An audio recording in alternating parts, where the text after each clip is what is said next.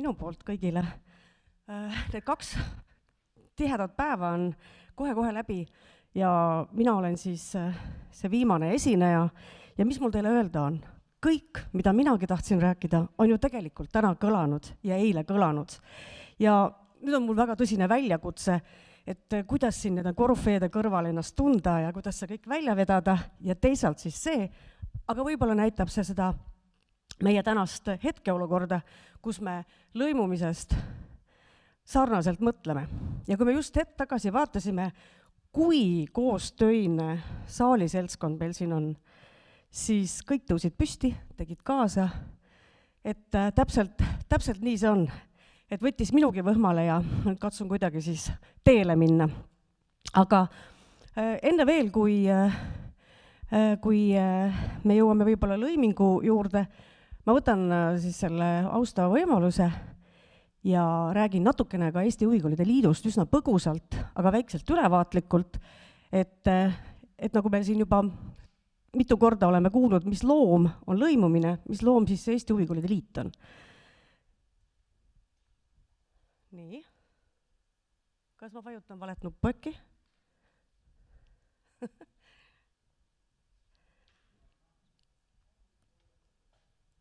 Siia? Niimoodi isegi. Kõik on puust ette tehtud ja punaseks. No tore. Aga mis siis on? On tegelikult ju see, et meil on suurepärane aasta. Me saame 30-aastaseks. Nagu siit ajamaatriksist näha, siis 1994. aastal esimest korda siis seda huvikeskuste ja huvikoolide esindajad otsustasid, et meil võiks olla üks ühendav tugi ja moodustasid väikse seltsingu. Tol ajal oli ju see, et võimuvahetus oli toimunud ja huvikoolide elu oli õhkõnnatel jalgadel ja seetõttu tundsid need juhid, et tuleks mingisugune ühendav jõud kokku panna. Ja 1999. aastal siis sellest seltsingust sai juba ühendav kogu, huvikeskuste ühendav kogu. Ja 2012. aastal väga maagilisel kuupäeval 21.11.2012 sündis MTÜ Eesti Huvikoolide Liit. Ja alates 2018. aastast oleme siis olnud Haridus- ja Teadusministeeriumile strateegiliseks partneriks, et kogu huviharidusvaldkonna arendamisel kaasa lüüa, olla huvikaitses ja eeskostes tegijad ja ka poliitika kujundamisel. Meie liikmeskonna eripära on siis see, et meil on väga erineva suurusega koolid. Meil on tõesti Tallinnas teate kõik Tondiraba, Kullo, Kopli, suured majad, täis üle 1000 laste, ja samas on ka pisikesed 1, 2, 3 õppekavaga koolid. Me oleme munitsipaalhalduses või siis ka erakoolidena erinevates Eesti piirkondades ja meie ise väärtustame ja väga nagu oma eripära hindame, see on, meil on valdkondlik mitmekesisus, mis meie seisukohalt siis tõesti rikastab huvihariduse maastikku. Aga samas, seesama mitmekesisus tänasel mudelil Eesti ehises ülespanekul võib jääda nagu märkamata, ei tõuse ülesse, sest nõndanimetatud üldkultuuri alla mahub niplispitsist kuni keelte ja muu sellise käsitöö tegemiseni, et need ei pruugi alati siis seal olla märgatud ja see nagu natukene meie liikmeskoolide tegevust võib-olla ei too esile. Aga natuke arvudest ka. Kokku on meil siis 37 liikmeskooli, väike võrdlusmoment ka, Eestis kokku 807 huvikooli. Meil on üle 900 õpetaja, treeneri, Eestis kokku siis huvihariduses 6219 õpetajat, treenerit. Meil on ligi 1000 õppekava ja Eestis kokku huviharidus on 5040 õppekava, mis näitab tegelikult seda, et see meie 37 liikmeskooli on küllaltki suure erineva õppekavade hulgaga. Ja see on väga arvestatav number ja ja meie ülesanne on siis nende eest seista ja seda huvihariduse maastikku säilitada, seda omapära, seda mitmekesisust. Üle 20 000 õpilase on meil ja Eestis kokku siis õppijaid 120 505, nagu näha siit. Meie fookusteemad, nii nagu on juba siin korra mainitud, toetame, arendame, esindame liikmeskoole. Soovime väga, et meie juhid ja meie õpetajad oleksid ühes infoväljas, et saada võimalikult täpset sisendit, mida meie saaksime siis edasi viia, olla koolitatud läbi erinevate seminaride, läbi koolituste, läbi veebikohvikute, et võimalikult palju hoida üksteist infoväljas ja nõnda teineteise õlga toetada. Ja nagu öeldud, huvikaitse riiklikul ja kohalikul tasandil ja see omapära jookseb tegelikult ääretult välja ka kõikidest teistest ettekannetest just nimelt sellest seisukohast, et kui me nüüd nii hullusti siin kõik püüame lõimuda ja võib-olla ka meil on mingid juhised, juhendid, meil hakkavad olema mingisugused programmid, et me kaotaks oma eripära, et me suudaksime jätta selle valikute rohkuse, et me suudaksime see vaba tahte ja vaba soovi ja eelistustega arvestamist ja et meil oleks see oma nägu ja oma teadmine, mida me saame siis oma kolleegidele üldhariduskoolis edastada. Meil on rõõm tegelikult tõdeda, et haridusministeeriumiga on koostöö igatepidi arenenud ja et meil on väga toredad teised huvialavaldkondade katusorganisatsioonid ja siinkohas ma tahan teid kõiki väga-väga tänada, kes te siia olete kohale tulnud, sest see on meile väga suur tähelepanu ja tänu. Ja nii nagu ikkagi ühes mitme erineva valdkonna katusorganisatsioonis see koostöö ju käib ikka, et meil on erimeelsused ja meil on kindlasti kindlad teadmised, milles me oleme ühel meelel ja seetõttu tulebki istuda ühise laua taga ja need kõik läbi arutleda ja et viia siis selline ühtne ja ühine teadmine ülespoole. Ja nagu siin eriti väga rääkima ei hakka, et need on kõik tõesti meie ühised eesmärgid ja et see nõndanimetatud lõimumine paremini toimida saaks, et üldhariduskoolides mõistetakse meie õppekavasid või saadakse meist paremini aru, selleks on see kvaliteet kindlasti oluline ja ka nendes kindlates terminites kokku leppida ja teha need vajalikud olulised seadusemuudatused ja ka õppekavade klassifikaatorid siis teha selgemaks ja arusaadavamaks läbi rahvusvahelise klassifikaatorisüsteemi. Klassifikatsioonisüsteemi. Nii, me oleme kindlalt veendumusel, et huviharidus on oskuste ja kogemuste hästi eluline lõimija. Et oma olemuselt oleme me nagunii sellised praktikud ja teooriad lõimujad juba igas oma aines, oma tegemistes, oma ringides. Ja see on kohe, saab laps tagasisidet, kohe me näeme seda, et kuidas see töötas või ei töötanud, ja kogu meie õpe on tegelikult selline eluline ja lastele hästi mõistetav ja loomulik. Ja loomulikult on meil ju tegelikult ühine eesmärk ka üldhariduskoolidega, et liikuda sellise paindlikuma ja õpilaskesksema haridussüsteemi poole, et mis võimaldaks siis õpilastel liikuda sujuvalt erinevate haridusastmete ja liikide vahel, ning valmistada neid eluks ette. Ja loomulikult ju on oluline see üldoskuste arendamine. Me kõik ootame täna tulevaselt kodanikult suutlikkust väga keerulistes olukordades imekiiresti lahendusi leida, oma saadud kogemusi, oskusi elus edasi või rakendada siis oma keskkonnas, oma töös, suheldes teiste inimestega, või siis, et nad oleksid loovad ja ennast juhtivad ja piisavalt kriitilise meelega, et osata teha siis olulisi otsuseid. Ja mis on meie meelest kõige olulisem ikkagi näha seda siis õpilaste perspektiivis ja et siis arvestada seda individuaalsust, nende huve, nende huvisid, nende eelistusi, nende vaimset tasakaalu ja füüsilist tasakaalu ja et see võrgustik säiliks, mis on tegelikult ju ääretult oluline. Ja kindlasti on oluline ka see ealisuse printsiip, et me teame lapse arengust nii palju, et me teame, missuguses vanuseastmes, millises hetkes ta on midagi võimeline vastu võtma ja kuidas võib-olla mingisugused tema psühholoogilised probleemid võivad lõimingus näiteks välja lüüa sellisena, mida me ei ole osanud ette näha.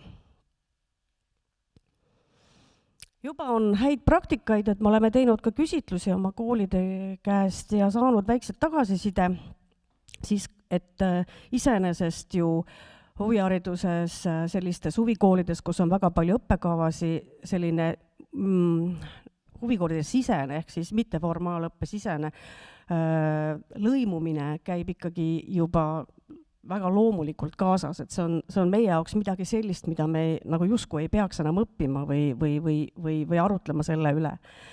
Et niimoodi on lõimitud tantsu lisaainena, näiteks vastupidi, et tantsuringile lisaainena muusikaõpet või siis kunstile teatrit ja nii edasi, pilliõppele lisaainena laulutunde ja nii edasi.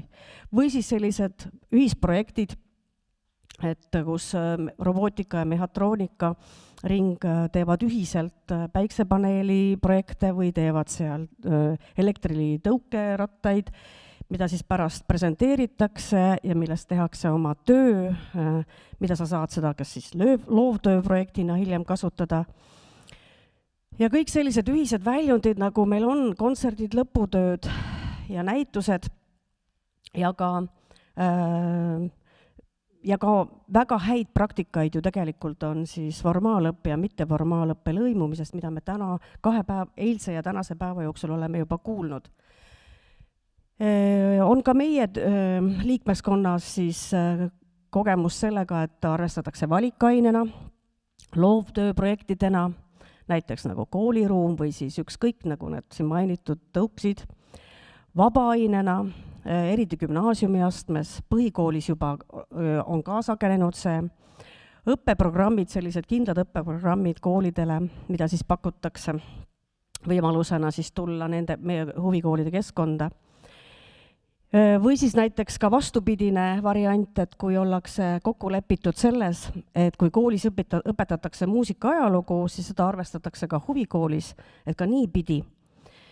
Või siis seda ainevaldkondade lõimumist, loodust ja kunsti omavahel, mingi tore putukate teema näiteks, kus looduses võetakse koolis aine kõik läbi ja siis tullakse mitteformaalõppesse ja meisterdatakse sellest üks tore elusuuruses putukas ja õpitakse niipidi veel juurde sinna kõike vajalikke teadmisi nende kehaosade ja muude kohta või matemaatika male. Kas on olnud siis õnnestumised, mida on välja toodud, et on toodud välja seda, et tegelikult kui on eriti veel nooremas kooliastmes, kus on paaris tunnid, et saab jagada need grupid väiksemateks gruppideks, õpetajad saavad ühel tunnil tegeleda oma ainega ja siis mitteformaalõpetajad samal ajal siis selle lõimuva ainega. Lapsed on tegelikult elevil ja motiveeritud, siin on mitu korda tulnud juttu sellest, et see keskkonnavahetus on oluline ja tõesti, nagu ikkagi Hiina vanasõna ütleb ka, et mida ma kuulen, seda ma enam ei mäleta, mida ma näen, seda ma mäletan ja kui ma siis olen sellega läbi teinud, siis ma oskan seda ka tegelikult kogeda, läbi kogemuse teada ja tunda. Nii et selles mõttes keskkonnavahetus on ikkagi tegelikult üks võtmesõna küll. Ja loomulikult innustab see ka tegelikult osalema siis mitteformaalõppes ja käia oma tundides, et saada see tõend, kui on selline kokkulepe tehtud koolidega ja need lapsed, koolid tõesti tunnevad huvi, kuidas on olnud see osalus, kas laps on käinud, kas on kõik oma tööd teinud ja tegelikult võidavad mõlemad pooled. Üks hästi oluline asi on selle juures see, mida on toonud nii üldhariduskooli õpetajad välja kui ka meie huvikoolide, liikmeskoolide õpetajad, et õpiti austama nagu teineteise ameteid, õpiti üldse aru saama, et meil on ikkagi mingisugused teadmised, et meil on mingid oma arvamused, mingid oma veendumused, mingid oma uskumused, aga kui sa oled sellises ühtses ringis ja kus kuulates teineteist, siis tegelikult õpitakse ja märgatakse teineteise töös väga palju positiivset ja olulist. Ja on ka välja toodud, et kui sa ikkagi lõputöö, näiteks huvihariduse asutuses lõputöö saad esitada koolis loovtööna, et see on ka juba võit lapsele, et ta juba teeb seoseid, et ma teen midagi ära ja sellel on edaspidi veel tulemus, et ma saan siduda varem õpitud oma teiste teadmistega. Ja muredeks on siis välja toodud, et ei ole olnud süsteemne, et ikkagi ta on selline projektipõhine ja nagu öeldud ka 2 poole kokkusaamise küsimus, et väga paljudes omavalitsustes ja piirkondades on praegu tegelikult tõesti väga häid näiteid, kuid tõesti ta ei ole, ta on selline juhuslik, võib-olla oleneb hästi nendest eestvedajatest ja tuntakse ka raharessursside osas seda, et kui sul ei ole palgalõhe tekib seal see, et üldhariduskooli õpetajate palk ja huvikooli õpetajate palk, et kui sul enam omavalitsus seda vahet kinni ei maksa, et kuidas siis. Ja vähene orienteeritus siiski koostööle ja selline initsiatiivi on välja toodud ja loomulikult see sama usaldamatus, mis on siin nii mõnelgi päeval välja tulnud, et ei olda veendunud nendes pädevustes ja millist siis seda, ütleme siis, oskusi seal õpetatakse, et see on vähene teadlikkus, jälle eeldatakse, hästi palju oletatakse ja nagu see kassipaitamise lugu arvatakse ikkagi see noot on ka küljes, aga nii on. Ja õppekavad on väga erinevad, et ei osata lugeda ja aru saada, sest tõesti õppekavad on väga erinevad huvikoolidel ja seetõttu ei ole nad võib-olla nii selgelt arusaadavad ka siis üldhariduskoolidele. Ja loomulikult hirm, muutused, lisatöö, muutuste juhtimine, koostöö, maailma kõige raskemad asjad ja muu on juba siin välja toodud.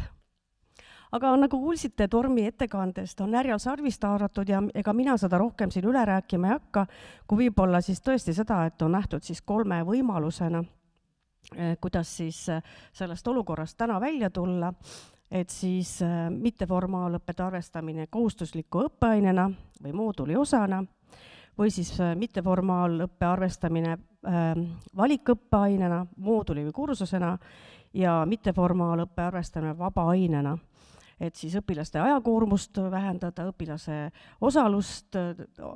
osalemise arvu kasvatada ja et need teadmised, mis mitteformaalhariduses saadakse, on siis kohustuslike õppeainete üks osa.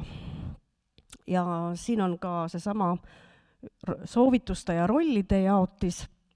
Siin ma väga palju ka ei peatu, aga võib-olla see, et tore on see, et see digiregistri mõte on, et kuhu siis on kõigil ligipääs, kus saavad kõik panna oma õpiväljundite info selle lapse kohta ülesse ja samas muidugi on siin ka omajagu probleeme andmekaitse ja muu säärasega, aga eks seda näitab tulevik, kuidas see tulema hakkab.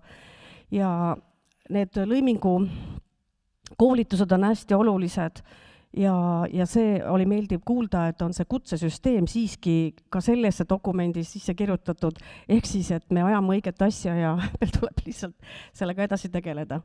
Ja kohaliku omavalitsuse seisukohalt, et tõesti, et see lõiming oleks siis prioriteetne, et natukene me ju ise oleme tajunud seda, et huvihariduse valdkond on valmis lõimuma ja meie suutlikkus või meie mõtted on juba kaugel ees, aga üldhariduskool ei pruugi alati järgi tulla. Aga siis see võib-olla nüüd see rollide muutus, et kui see seadusandlusesse ka sisse kirjutatakse, võib panna meid hoopis teises valguses nagu olema, et me hakkame hästi populaarseks võib-olla muutuma siin lähiajal. Et nagu te näete, see protsess on arvestatud hetkel ikkagi pika aja peale. Ja siis mitteformaalõppes siis see õpiväljundite kirjeldamine, õppekavadega tegelemine ja ikkagi ärgitamine siis kutseid omandama õpetajatel. Ja formaalõppes siis samamoodi see mitteformaalõppe läbimise arvestamise põhimõtted siis ikkagi kõigile osapooltele teha selgeks. Aga siin mõned asjad võib-olla on, et kui me kuulsime just Rasmuse käest, et kust tuleb raha ja Tormi kinnitas ka, et taotlusvoorud KOV-idele avatakse, et siis alati jääb ikkagi see küsimus, et kust tuleb raha, et kas see kõik see lõimumise mudel saab piisava järjepidevuse ja piisava kindluse. Ja kas nendest lõimingu koordinaatoritest on uus patuainas sündimas, et kuidas see kujunema hakkab, sest tegelikult me teame, et on ikkagi tarvis kahte poolt, kes on ühisel sillal või ühisel laua taga ja siin on ka oma niisugune minu nagu väike võimalus, kuna ma täna siin olen, rääkida pisut oma huvikoolist, kus me siis pärast seda, kui juba lõimumisest oli räägitud aastatel 2019-2020 juba haridus arengukavas väga prioriteetse tegevusena, siis meie mõtlesime, et kuidas olla tegelikult koolina valmis selleks, kui päriselt on vaja hakata päriselt lõimuda. Et me olime saanud teatud kogemusi, me olime saanud seda teada, et oluline on istuda ühe laua taha, oluline on teineteisega rääkida, oluline on teineteist tundma õppida. Aga see huvi, kuidas seda nagu äratada. Ja siis oli meil arengukava koostamise aeg 2019. või 2020. aastal, et siis aastaks 2021-2025 panime me sisse oma arengukavasse päris teadliku valiku. Esimene otsus oli see, et me tegeleme väga tõsiselt oma õppekavadega. Ja just nimelt see, et sellest õppekavast saaks aru lapsevanem, saaks aru ka minu huvikooli teine ring, saaks aru üldhariduskooli õpetajad ja parim viis on see, kui isegi mõistaks. Eks? Aga põhimõtteliselt oluline on see, et tuua välja ja tuua esile siis need ühilduvad kohad, tuua välja selle väljundid, nii nagu ka Tormi ütles, ja sõnastada see õppekava nii, et tõesti kõigil on aru saada, et mida see laps seal õpib, mis on need võidud, mida ta kogeb ja kus on need üldhariduskooliga õppekavaga need sarnased. Ja üldpädevustest me ju üldse ei räägi, et see on ilmselge huvihariduse juba pikaaegne vorm olnud, kuidas oma õpet teha. Ja loomulikult teine punkt oli siis see, et inimressurss, inimesed, meie viime läbi neid muutusi huvikoolidega, muude asutustena, partneritena. Et see muutuste juhtimine organisatsioonis ja see, et me ei kaotaks oma eripära, siis teise punktina meil arengukavas oligi sees, et me julgustame ja tõesti võtame arengukavalise tegevuskavana seda, et me lõimume huvikoolide oma huvikooli siseselt. Kui me suudame välja minna, on parim, väga tore, aga me püüame oma valdkondi huvikooli siseselt võimalikult erinevatel viisidel siis lõimida. Ja see ei saa olla ju ka midagi sellist, et mina ütlen, vaid see peab tulema alt üles kuidagi niimoodi õpetajate äratundmisel ja taipamisel ja märkamisel, et see rõõm neil oleks. Ja aastast 2021 me oleme nüüd seda niimoodi soodustanud ja oleme rääkinud nendel teemadel ja ma tõesti võin tunnistada, et minu õpetajad on märksa algatusvõimelised, nad tahavad teha, sest nad on ise saanud innustust nendest projektidest ja nad on näinud, mida see endaga juba tulemustena kaasa on toonud ja selle üle on mul tõesti väga hea meel. Ehk siis see oli meie teadlik valik, meie otsus olla valmis tulevaseks eluks. Me nagu justkui natukene vaatasime ette ja ega siis praegu ju ka inimestega töö ongi kõige keerulisem osa, et saada nad kõik ühte paati või vähemasti kaasa mõtlema. Nii et siit julgustan kindlalt, et täna, mis täna tehtud, see homme hooleta, et kui siin tuli küsimus, et kas oodata ära mingi näidisõppekava, kui me tahame, et säilib meie iga väikese kooli või iga valdkonna eripära, meil tuleb olla teadlik, mida teine inimene mõtleb, mida nad vajavad ja mida meil on vaja kindlasti säilitada. Ja kui me oleme need esimesed vitsad saanud, kui me oleme saanud teada, mismoodi teiste inimeste pead mõtlevad, siis seda rohkem oskame seista iseenda eest ja oma valdkonna eest. Ja mis siin ikka pikalt seletada, anname gaasi, mina julgustan küll proovima, katsetama ja just nimelt, et olla ise tugevamad ja olla teadlikumad nendest tulevatest raskustest või siis mitteraskustest, rõõmudest, et niipidi siis hoida ja kaitsta oma õpetajaid, oma töötajaid koolis ja püsida edasi mitmekülgse ja toreda koolina haridusmaastikul. Nii et minu poolt aitäh ja kena lõimeloomet kõigile. Ja jah, kui on küsimusi, siis korduste küsimusi. Jah, teeme aplaus ja lõpetuseks, kui nüüd keegi soovib midagi küsida, palun küsige, viimane võimalus. Küsimusi ei ole, kõik on nii selge. Me oleme ju tegelikult 2 päeva seda kõike ju rääkinud ja täiesti mõistetav. Aga suur tänu sulle!